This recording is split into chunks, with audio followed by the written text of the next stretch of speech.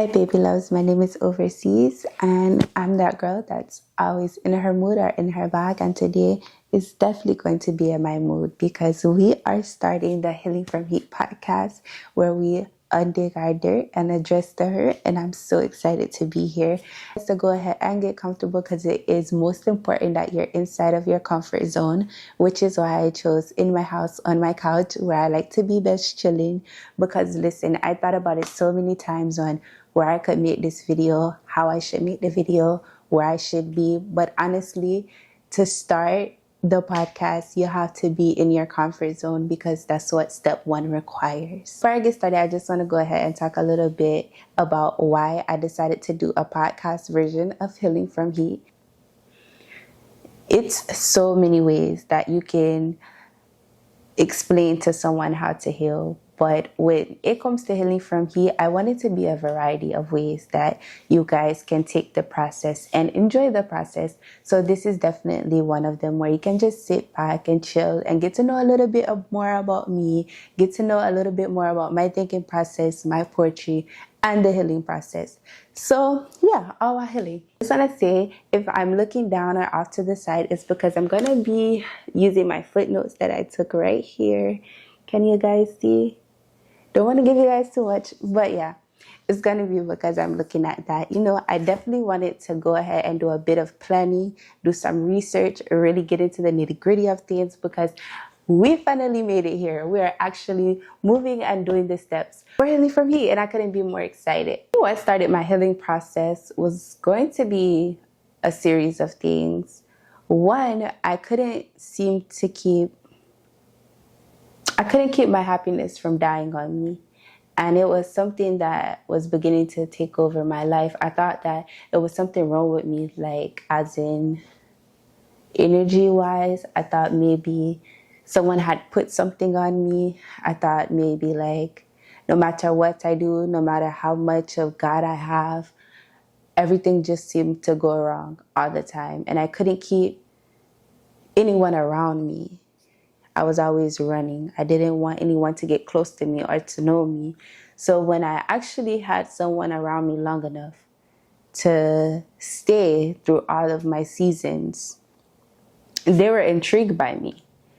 They studied me, and I had my times of fighting and pulling away from them, and they had their times of grabbing and holding on to me for dear life. To them, they just wanted to be around, but to me, I was being smothered. I never lived like that before. So to live like that, it was like too much for me.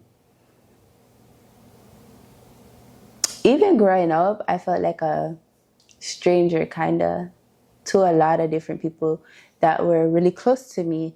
So, you know, essentially, it wasn't until I got out into the real world and until I started to chase my dreams and until I started to really dig in on the way I can study myself that I realized, hey, you are a damaged little girl and you're going to need help.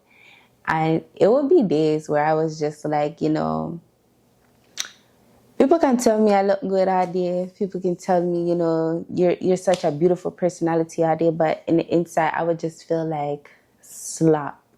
I would just feel like something not right. Like, you know, feel away. I would have days where I would cry so much and I would, you know, waste my days so sad and down. And I didn't know what was wrong. But I had a lot of reasons to cry for. So I would just pick a reason out my heart, out my head, and I would just use it and cry about it.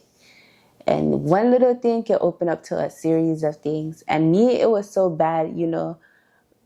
Growing up, I took things hard. I was a very emotional person. So a lot of things really broke my heart. I was like, I was a bag of water. That's what my family would always say. Girl, you're a bag of water. You'll cry about everything. So it was hard for me to, you know, really like stand up and man, I be man. It was hard for me to get that to me. But when I got that it was out of pain, you know. But going back, I was always a bag of water. Things would always hurt my feelings, you know. I would always wear my emotions on my sleeve. And by the time I had gotten to high school and things of that nature, it would be to the point where one little thing could bust up the whole day. It could just ruin the whole day. When I want to do nothing all day because one little thing, like literally, it could be over something so simple. And people would tell me all the time, like, hey, you can't let one thing ruin your day. Like, don't let that steal your joy. Or, you know, sometimes they'll just let me be. But that was always me. Like, and no matter what you do, I just couldn't shake it until the next day. Like, even if I wanted to, I remember so many times of just being in places and having like so much fun. And then, you know, that one little thing coming and I'm like, wow, this really broke me down today. And no matter how bad I want to shake it, no matter how bad I try to shake it, I would just, you know, let it really eat me up. And I remember telling myself, I don't want to live like this. I don't want to be this person. And then I would go into depression for days. Or I would cry. I just want to sit in the walls. Or if I had to work, you know, I work, but the world was just on mute to me. I never had like, you know, an out person that you talk to your emotions about. I would always just settle them in my head and just let them go whatever way they wanted to go. And I think as a person who, you know, don't really have a bottom to their anger, you have to have a limit on where you allow your thoughts to go.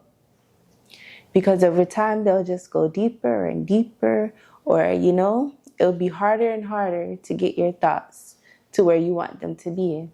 So I took the time and I started to do the work. And it was hard fighting my mind. But on the days where I would fight with all the strength in me to keep myself up, to keep myself happy, I would feel so fulfilled in my soul wise, but energy wise, I would be depleted.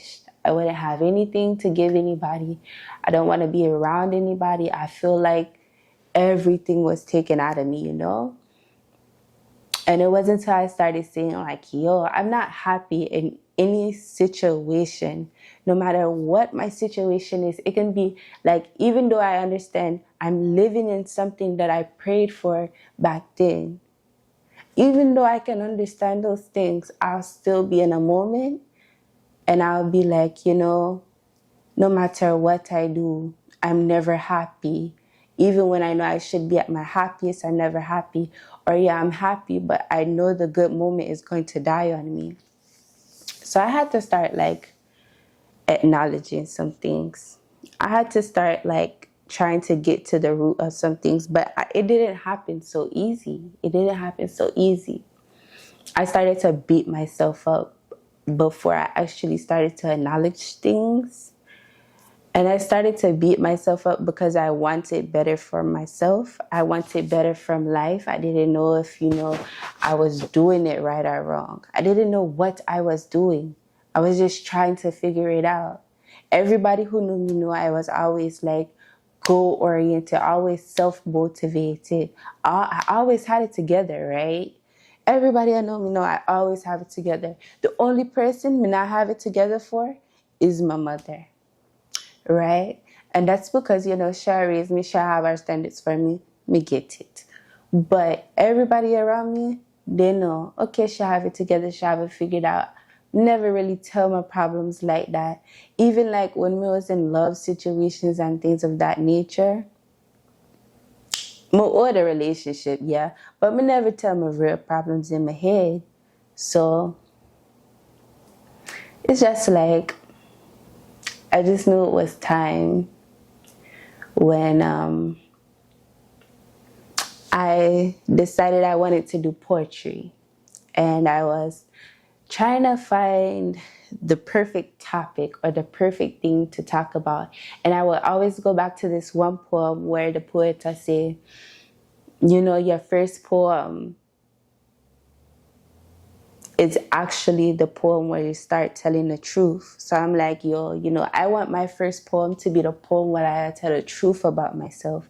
When I tell the truth about what I go through in my head, I want my first poem to be honesty from the heart.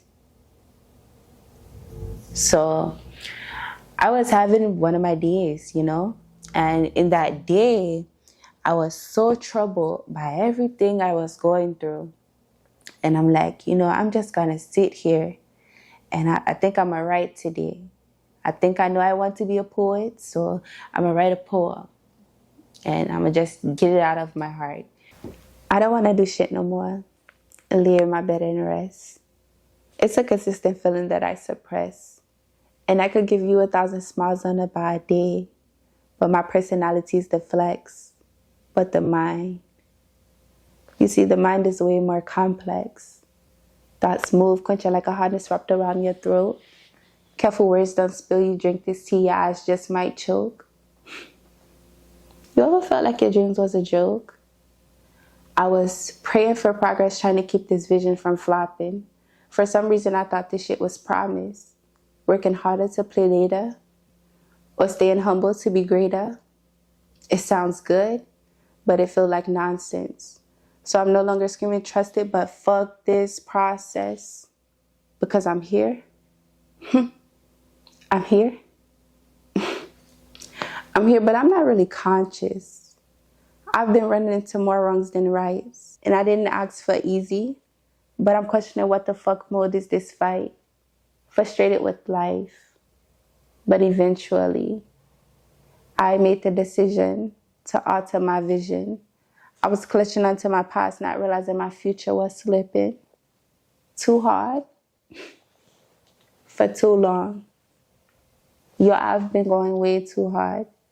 For way too long. You see, the energy is different. And it's fucking with my pride, so I had to get distant. And I didn't give a fuck if you listen. I fell back into it again. I'm anxiety's victim. I stream it on all streaming platforms. And at this time, it was like so much was happening to me. I had just dropped out of college. I had just lost my business, which was like a adult sex toy store. I had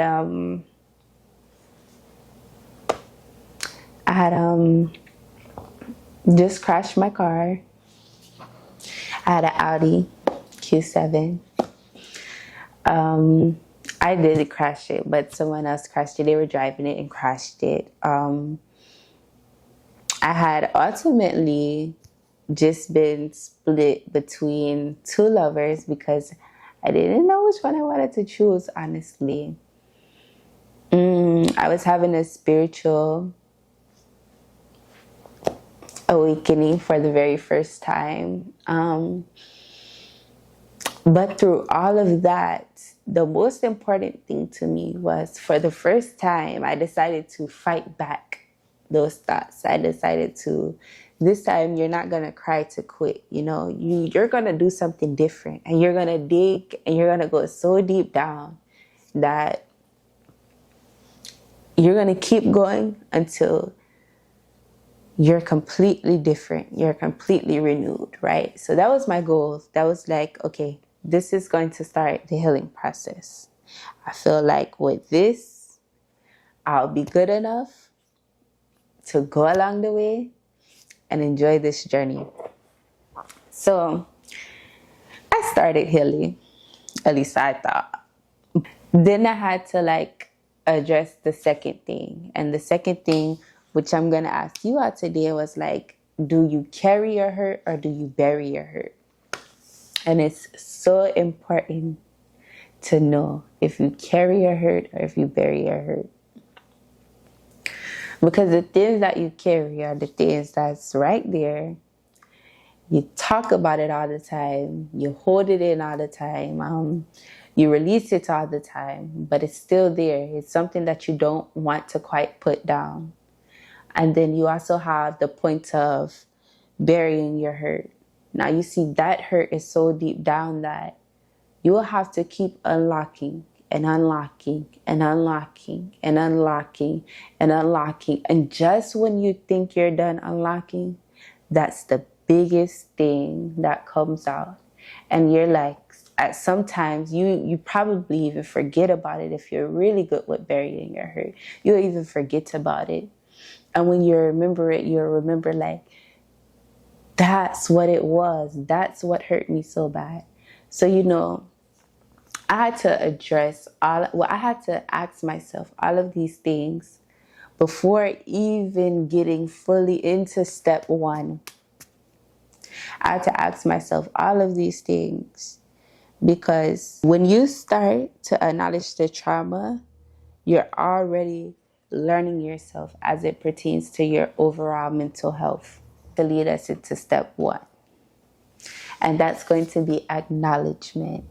The first step of acknowledgement is going to be forgiveness of the past and forgiveness of problems as they arise. The best thing that you can do in this stage is to get comfortable in your own skin. And the reason why I say that is because there's a whole lot of things that are going to get uncomfortable. There's a whole lot of things that are going to discomfort you. Be comfortable in your skin is the best thing for you, because once you start acknowledging and you start accepting the things that you're acknowledging, you'll start to reject things, people, places, old habits. But people will also start to reject you. Some people are not willing to see you change. Some people are not interested in the change you. And some people are just, or have just been in an environment for so long that it's consumed them. That's who they are. And ultimately, your changing is up to you. So you'll have to be friends with rejection as well. Okay, so I think you get what I'm saying by now. So now that we've gotten comfortable with the whole acknowledgement topic, let's go ahead and acknowledge what acknowledgement looks like, okay? So to me, I feel like there's going to be two type of people. You have the person that beats around the bush, and you have the person that acknowledge it head on, no beating around the bush. They're just going straight forward in with it. So I definitely feel like, I want to be honest. So I'm going to take it back a little bit, and I'm going to say, before starting my healing process, I was definitely a person who beat around the bush. And beating around the bush was trying to find coping mechanisms. And I learned really quickly, well, not even really quickly, I learned slowly but surely that those coping mechanisms I had weren't coping mechanisms. So it was very, very imperative that I found some real coping mechanisms, and really fast, especially being that before even starting my healing process, I never considered a therapist. I never considered outside help. I always felt like I could do it by myself. I couldn't talk to my family about my problems, and I had no friends that I was close enough to let it out to. So that was a whole bunch of stuff that I was just taking in all by myself. Some of the things I could have been looking at the wrong way. Some of the things I genuinely needed guidance on, and some of the things I learned a lot of lessons from, and that's what got me to where I am today. So I'm asking you today, what are your coping mechanisms when it comes to your healing? What are your coping mechanisms when it comes to dealing with your trauma? Do you feel like they're healthy? And are you absolutely happy with your outcome of them? I feel like I'm talking really fast, so I'm trying to slow down. This is also new to me, so please bear with me. So for me, I was a person, right? I would beat around the bush so much to where I would start to beat up on myself. And in those moments, I would beat up on myself. I would question my self-worth. I would question what I'm actually capable of. And instead of me actually going out there to do the work, I would function like a broken person. I would cry about it. And I never wanted to become that person. I never wanted to get stuck. I never wanted to be the angry Black woman. I never wanted to be how I am. everything, well, not everything, most things that me are today, I never wanted to be that. Not saying those things overshadow my personality, not saying those things are all of who I am, but the little things like my attitude, like how much pressure I apply to so many things, like how I'm so quick to give up on things, like how I'm so comfortable being in my own body with my own thoughts and not considering anyone else on the outside. Some of those things to me became so unhealthy, and I became the person who would like cry about, oh, I want to do this or I want to do that. And it's easy to, given being in the Black community, you know, a lot of things are like, you guys know, you know, you know, if you know, you know, okay? So it's like, I started to grow with those things. And the more I grew, the louder it got. And the more I wanted to silence it, but I couldn't, until it became something that I was like, okay, wait, I have to stop beating myself up and I have to fix this, because it's fix it now or forever stay with it. And I knew I couldn't be comfortable with it. And I'm not saying that some of the problems that I was having then I don't have now. No, I'm working on it. Every day is a day to work on it. Every day is a day to do better. Some days you will slippery slope, but it's important to get back on your journey. It's important to do the work, to stay where you are. You understand what I mean? I say, yeah. So it was a slippery slope for me. So I had to really do the work. And now that I've gotten to a place of, okay, when the problems come, because life does not stop. So once you start acknowledging, you have to acknowledge, you have to forgive, and you have to be comfortable enough in your skin to accept what it is, go in head on, handle the situation, and keep moving. Because life does not stop and other problems will arise. And as those other problems arise, you're doing the same exact thing, you know? That kills the trauma, that kills the hurt, that leaves you with less things to carry and burden up and bury. You get what me I say? So talk about what acknowledgement can actually look like to the physical eye, to the energy spectrum, etc. Genuinely, let me say this. Acknowledgement can literally be someone acting funny, someone literally, you hang around them one day and then you hang around them for several days, and then you stop hanging around them, and then they come back around and they're not the same person, but they're the same person, but they just, you can't put your hand on it. It's like they're different. They don't do the same things. They don't move the same way. Acknowledgement can also be someone who's unavailable, who's emotionally unavailable, or someone who's just like literally getting to the bottom of their problems. Sometimes it can look like that person that's coming at everybody with drama, but really they're just trying to get to the bottom of their trauma. Acknowledgement can look a lot of different ways. Sometimes you don't always see the acknowledgement. Sometimes it happens as someone spiraling out. You know, that's why you never want to judge anyone, and you never want to try to put yourself in someone's shoes when they're in certain situations or predicaments, because you never know what actual journey they're on. So acknowledgement can look a lot of different ways. So I wrote this question here on my notepad, and I want to ask you all.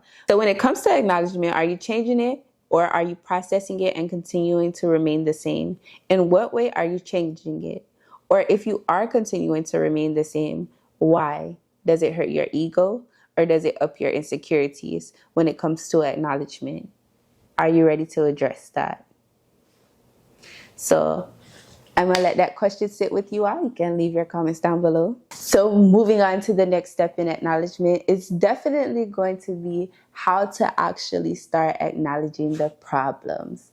So if you want me to be completely honest, I feel like in order for you to acknowledge the problems, well, the way I acknowledged the problems was I actually sat down and started talking that shit the fuck out with myself. Like literally, when it broke down to, okay, what is the issue? What are the things that are hurting you? I started asking myself those prompted questions. And when I asked myself those questions, most importantly, I made sure I was in a safe space to sit down with my thoughts and not have anything around.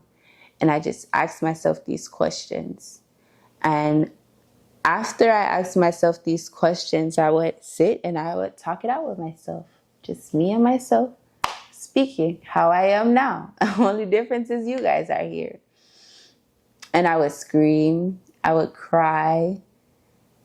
I'll punch a pillow. I would do it until I was empty, until I was tired for days. And then when I was tired, I picked up a book and I started writing. Started writing it all. Everything I thought, everything I wanted to say, what I was feeling, what I was angry about, I let it out.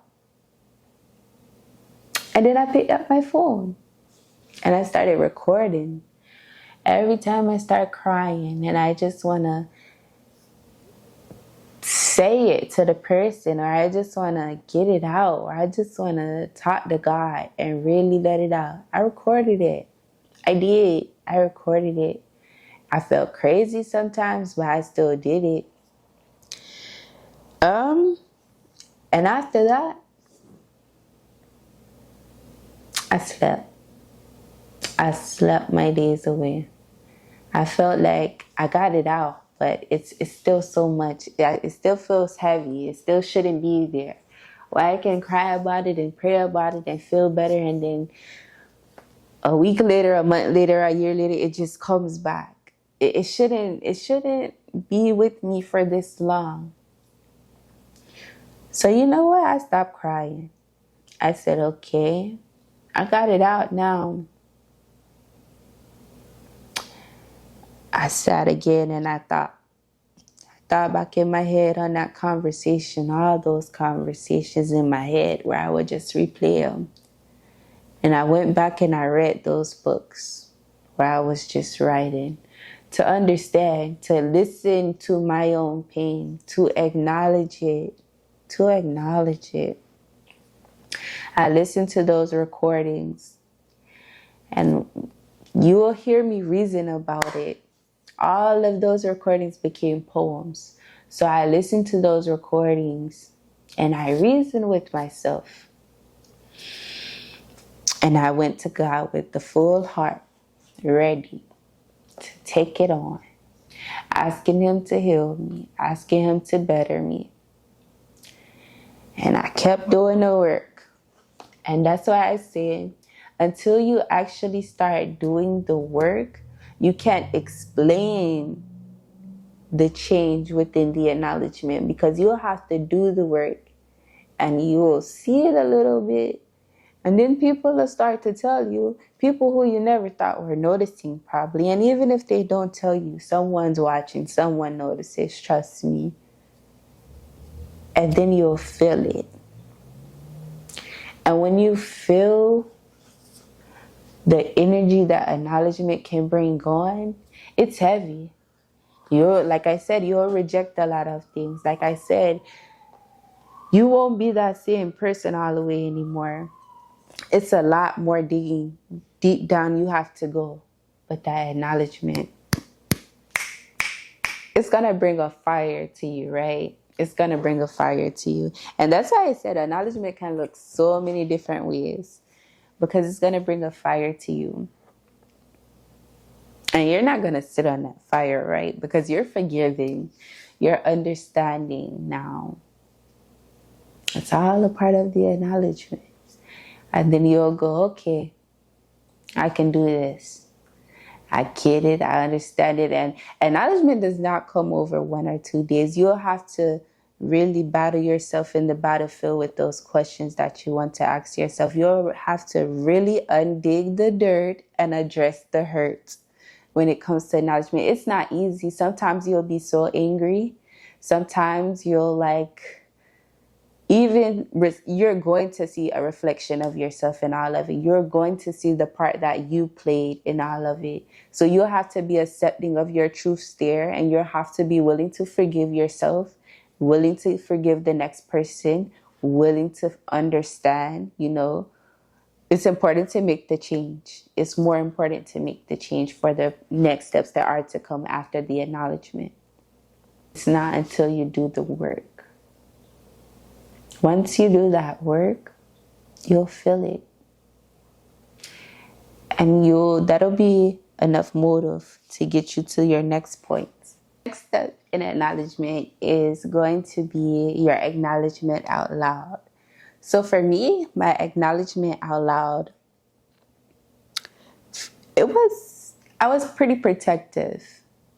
I was already sensitive about my emotions. I already had my walls up, and I was already willing to let go, right?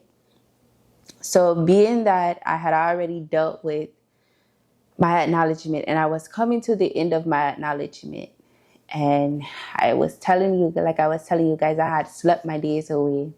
I was done with that. I was ready to be a new person. I was ready to be a new person. I was ready to face everything head on. The business of undigging the dirt. I was not coming to play. So I remember going around my grandmother, and at this time I was so broken, right? And because my grandmother is my comfort zone, as you guys know, I was like crying to her, and I was just like, Grandma, I'm ready. I really need healing. I don't know where to start. I don't know how to start, but I know how to get healing. I've already acknowledged it. I've already settled and dealt with my pains. I've already known. And, she just was smiling. She was like, that's what I needed to hear from you, to know like you're on the right path. And she's like, God already talked to me, and he's already told me he's helping you out. And I'm like, okay. So I went home and I'm doing the work. I'm praying. I'm reading my Bible when I'm supposed to. I'm TD Jakes. I'm Sarah Jakes. I'm watching the online. I'm listening to my gospel music. I'm doing it in increments that I know, I can manage. I'm getting it in daily. I'm stopped listening to the so violent music. I'm changing. I'm altering the music I listen to. I'm altering the things that, I watch. I still be on my little TikTok. I'm not giving up my TikTok, but I'm minimizing. I'm limiting myself. My whole limits. I have a limit now. My limit. I stop trying to get into combative arguments or get so angry to where I can't explain myself. I try to work it out. Yes, I'm going to still get mad. Yes, I'm going to still reach my limits. I am only 25 years old, but I am learning limits. I'm learning boundaries. I'm acknowledging the hurt, and the more I acknowledge my hurt, the better I can move with other people, and the better I can not give out hurt. So, I'm going to take it step by step and do the things. So I remember telling her that, and I felt so good. I was like, okay. And then there were other people. And when I say there were other people watching me acknowledge the healing, I mean like through my social media, actually through YouTube, Facebook, Instagram, the things I would post, the TikToks, and they could sense, hey, she's realizing she's just as broken as we see. She's realizing she's the broken one, And for them, I can say it was probably scary. For them, I can say it was probably, who knows? I'm not putting myself in those shoes to decipher. But I can understand the war that you could have in your mind with someone you may have broken. So for them, I could see it as, how would I say this? I could see it as they wouldn't say much about it. They didn't like or comment on any of the videos. But when I got in front of them, it was more so discrediting the hurt. It was discrediting where I was coming from. It was the dumbing down the pain that they caused. It was the putting me in the position they want to put of me in their head to make them feel better, if that makes sense. So when I seen that, I started to move a little bit careful about how I spilled my hurt out. But I realized really fast that if I'm going to acknowledge this here, and if I'm going to address the hurt and undig the dirt, I'm going to have to put myself in the shoes to speak the fuck up and speak the fuck out and stop letting people minimize it. Yeah, get me. I remember having a conversation with my pops, and what was I saying? I said, yeah, Dad, because lately I've been like, on a healing journey and stuff. And pretty much he was like, yeah, because, I'm fucked up too and stuff like that. So we talk a while, we talk a long time. And I say, well, if you want to, we can go ahead and get down to the bottom of the hurt. Let's go ahead and address our hurt. And we can even do it together. We can sit, anywhere, we can let it out, etc. And he was basically telling me like, yeah, but it's a lot of stuff. It's so packed up. And I'm like, yeah, I'm sure you've been holding it since you were a little boy. You tell me the stories all the time about when you were a little boy, and heaven knows you're a grown man now and you're still holding it. So, it's time to let it out. When you're going to let it out, you're going to go to the grave with it. And he was just basically saying like, he didn't know. And I was just sitting back thinking in my head like, wow, that's scary. To have pains from when you were a youth all the way up until you're a grown man growing gray hairs. And you're carrying those same pains and you're living with them.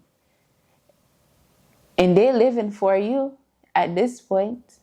That was enough for me to see like everybody's not going to be ready to acknowledge. Acknowledgement is not so easy. And you have to give people mercy. Everybody deserves mercy.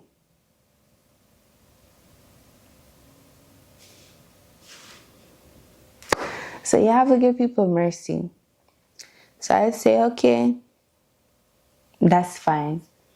I say, well, whenever you're ready to heal, we can start healing. It's a long road. I said, but I'm going to start my healing now. And he's like, oh, yeah, that's good. He's like, yeah, that's good. I'm like, okay.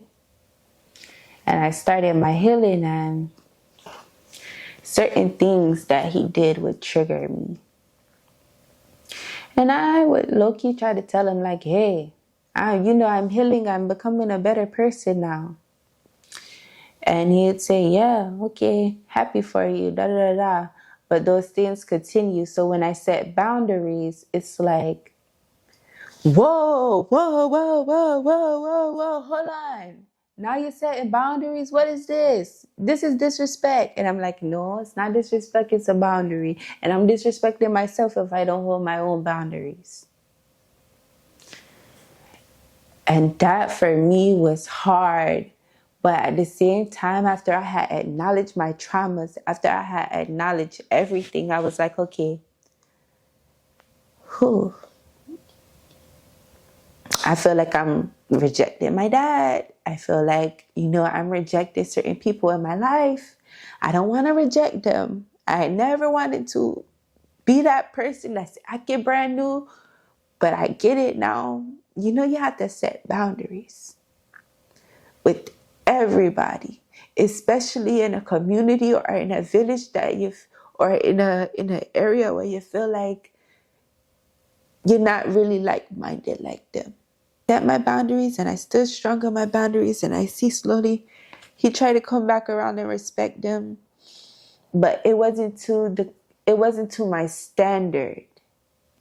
So I said, okay, can't do it yet. You'll keep working on it till you get to my standard. And as selfish as it sounds, we all got the same 24 hours. I give mercy, but I don't have to deal with it. You get what I'm saying? God knows my heart. God knows where I'm going. God knows the healing journey. So he'll help me. My guides will help me. So yeah, it was like that for me. And then you had some people who genuinely, close. The ones who study me. It was like I don't know what's going on with you. Are you angry? Are you happy? Are you leaving? Are you staying? I can't put my finger on it. But at that point, to me, I felt like If you could study me long enough, you could see what I am doing. You could see where I'm going. If you study me, I'm not explain nothing to you. Let you figure it out, because you'll find what you're looking for. So you study me, I took that personal, but me acknowledge. Me feel good when me acknowledge where it come from. Me feel good when me acknowledge the things me allow. Me feel good when me acknowledge where me was stuck at. Me feel good. Because you know what? Now me know how to move accordingly. And mercy on my soul. Did God release me from that hurt? Because you know, when you start to acknowledge, people get scared. They start to tremble. And that's when you know their intentions were not pure, but you're not thinking with no intentions at all. You're moving in your lane. You're staying focused. You can't focus on everybody else, because everybody already a take from you to feed them and place you on their back burner and feed you every now and then, and you were okay with it. But now that you've acknowledged the things, now that you've taken your pots off their back burner, now that you're feeding your own self, you see differently. You see differently. You're guided differently, so you're moving differently. They won't know you because you're slowly but surely morphing into a different person. But that's what acknowledgement can do for you. That's the first step of healing. That's when you know, and hey, you're waking up. But like I told you guys, you're going to acknowledge it. In order to acknowledge it, you have to forgive. And then once you forgive, you have to get comfortable with yourself. And once you get comfortable with yourself, then you can start to acknowledge the problems, right? And after all of the acknowledging, and after all of the steps you take, and after all of the things that you do,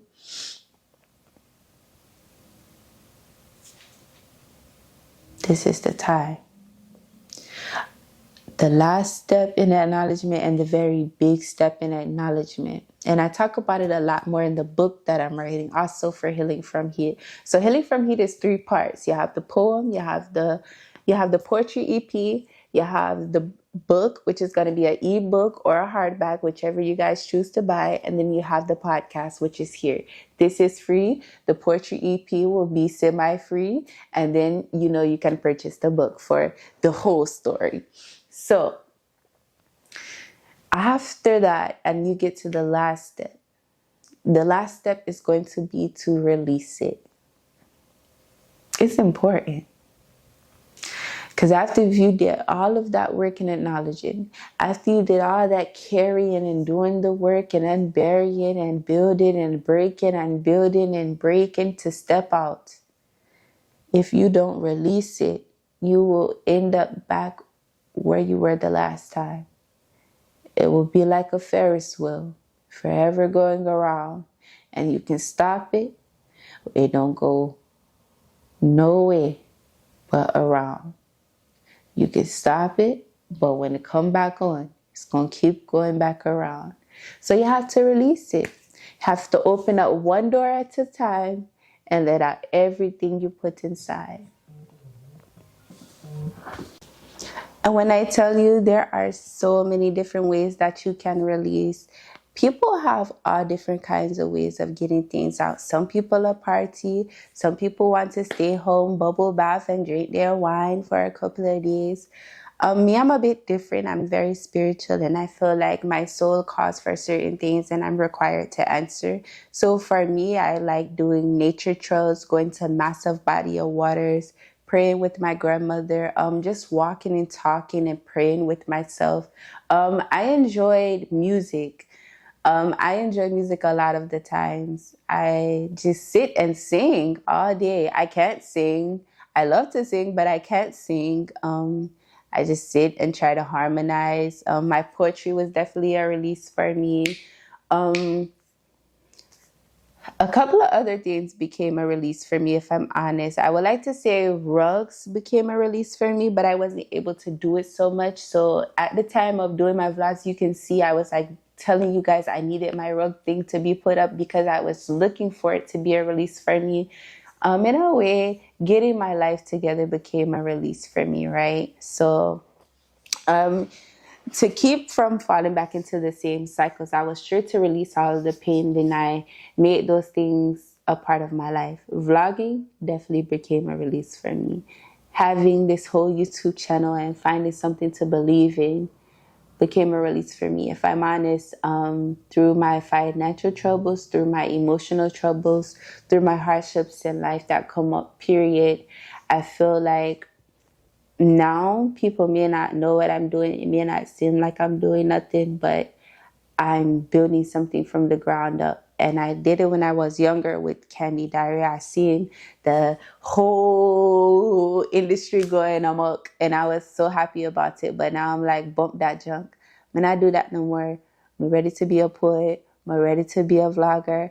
I'm ready to do this, be a content creator. You know, I'm ready to do this. I'm ready to live like, influencer lifestyle. But I really wanted to just be a poet. My first goal definitely is to show people how to heal.